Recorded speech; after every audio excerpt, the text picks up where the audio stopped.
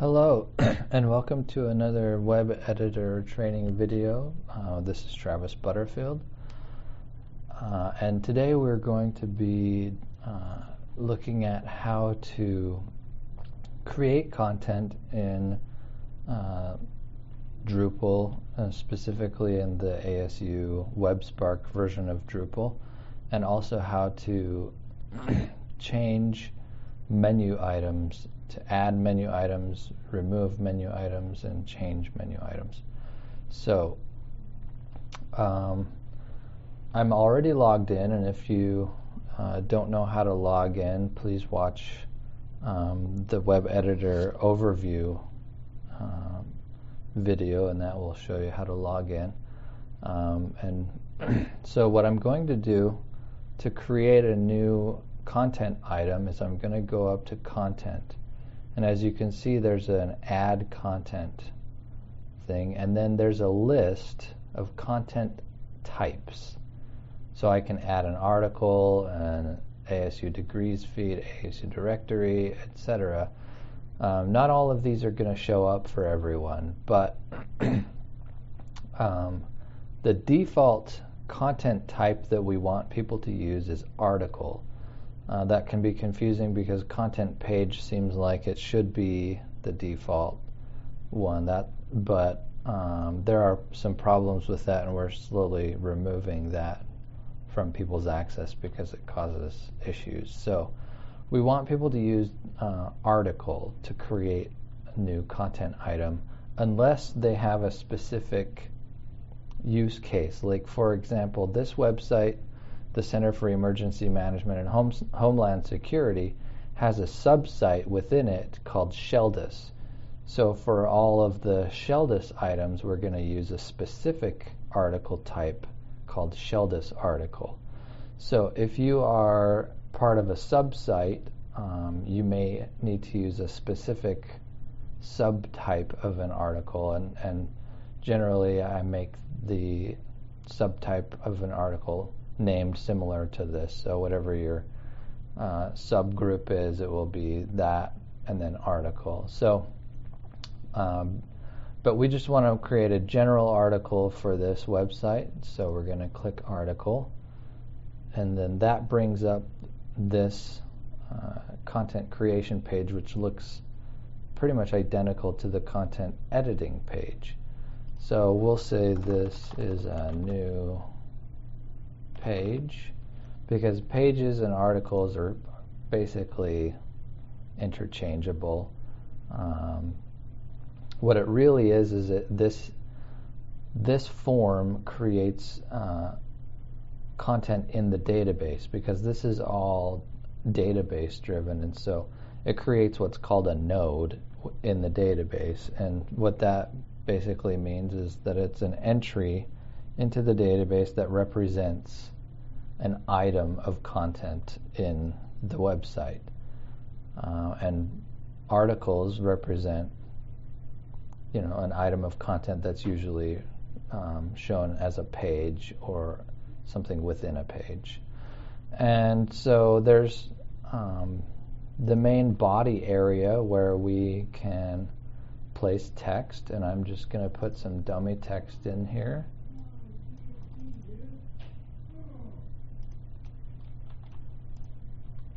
So that's just some dummy text for this page.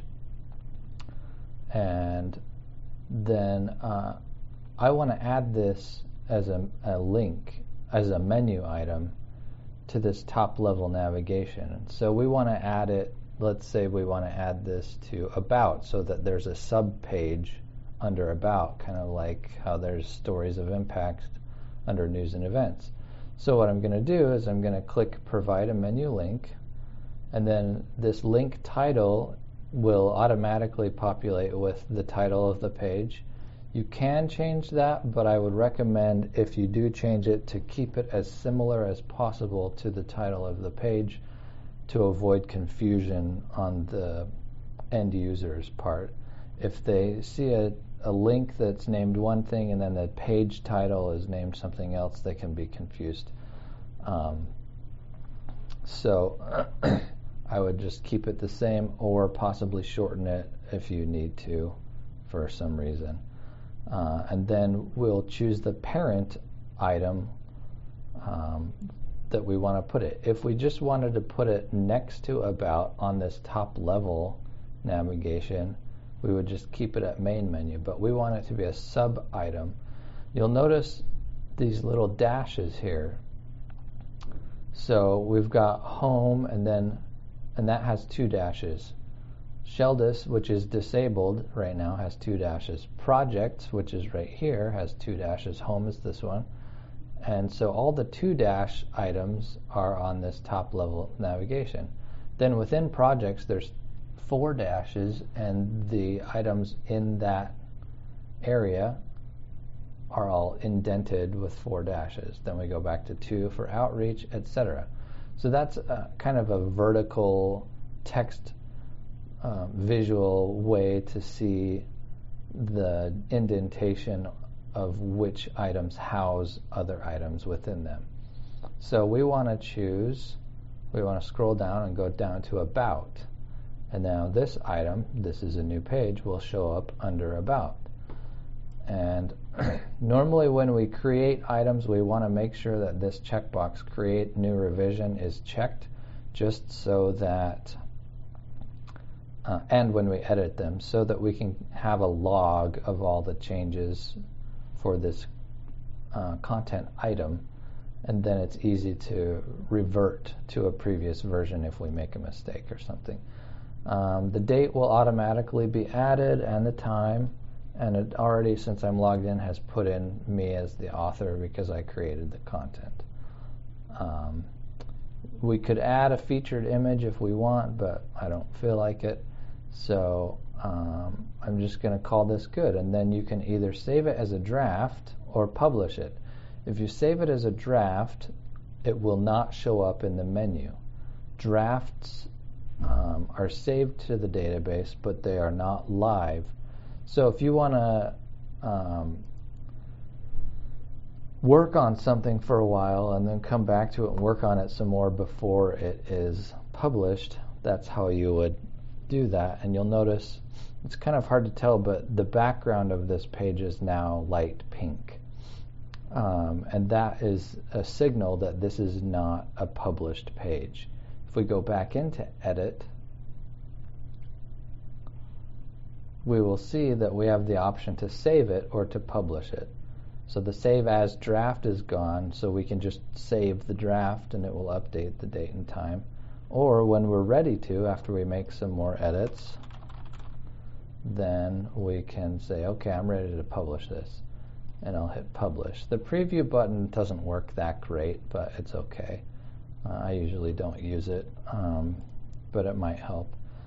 So now this is published and the background is no longer pink. And you'll notice there's this little down arrow where we placed it under About. And if I click on that or hover over it, sometimes, I don't know, sometimes these menus require a click, sometimes they're just hoverable. But if I click on it, you can see this is a new page, is an item in the menu structure, just like we wanted. So that's great. But what if we go back into Edit and we want to change the name of the page? Let's say we want it to be Killer Content Stuff. So you'll notice that the link no longer says magically created or whatever it said.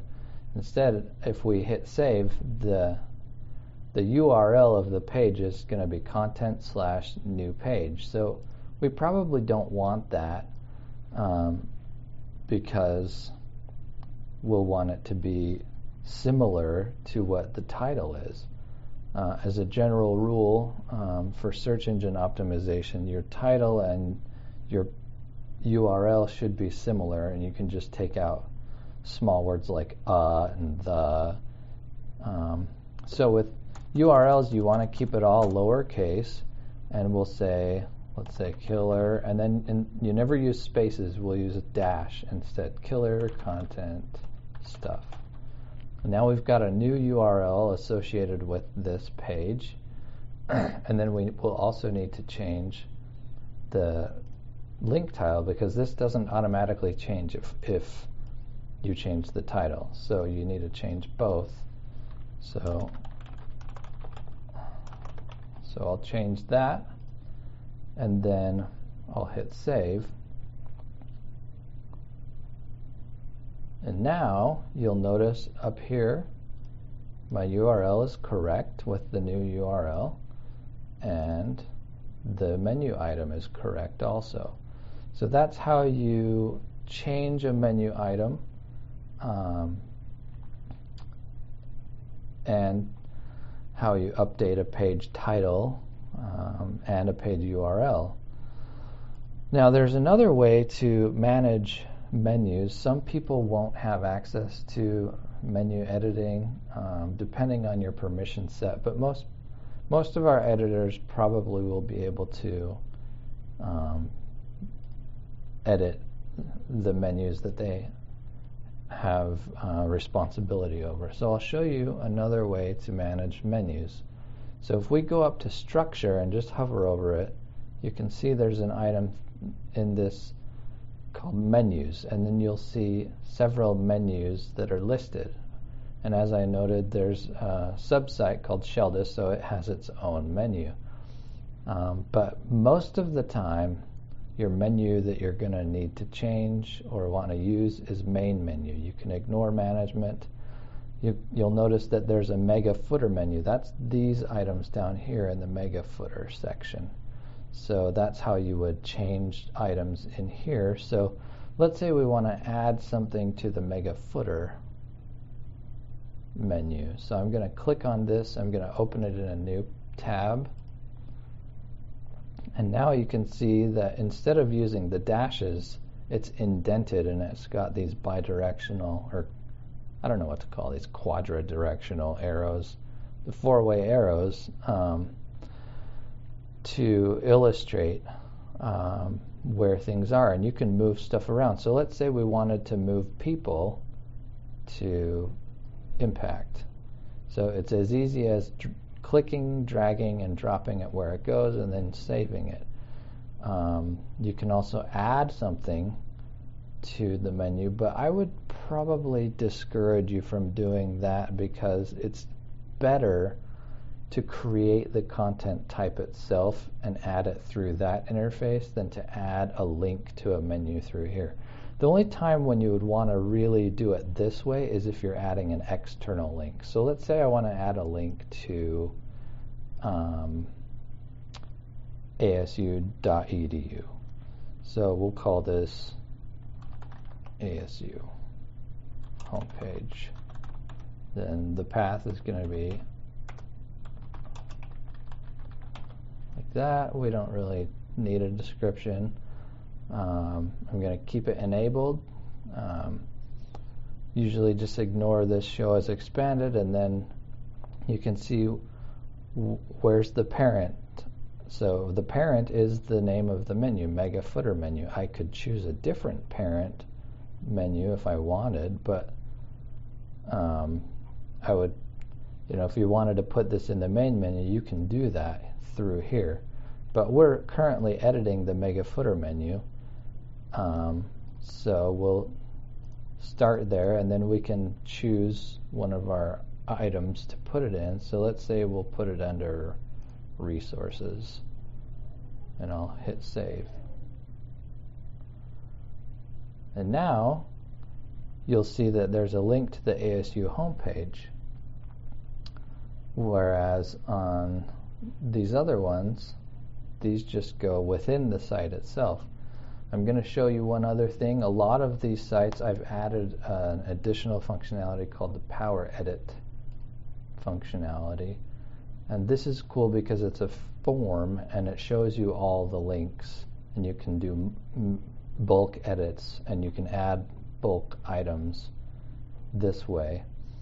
And you'll notice that these all use their node ID number instead of a full URL. That's how this editor is written. And so if you put in the URL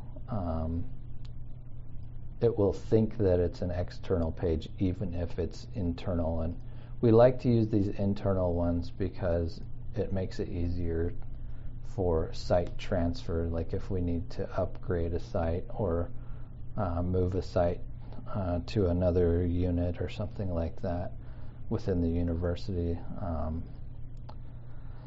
So these are called relative links, and you can learn more about those another time. But so you can see, and this is nice if you want to delete a bunch of them all at once, you can. If you want to disable them, EN means enabled, and that's checked. So if I wanted to disable, I'd uncheck it.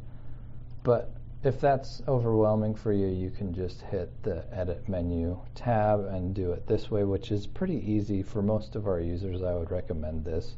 Power Edit is more for administrators, and it may not even show up under your permission set. So that's basically how you would add and edit things in a menu structure. I'm going to delete this, the thing that I just added, because we don't want that in the mega footer.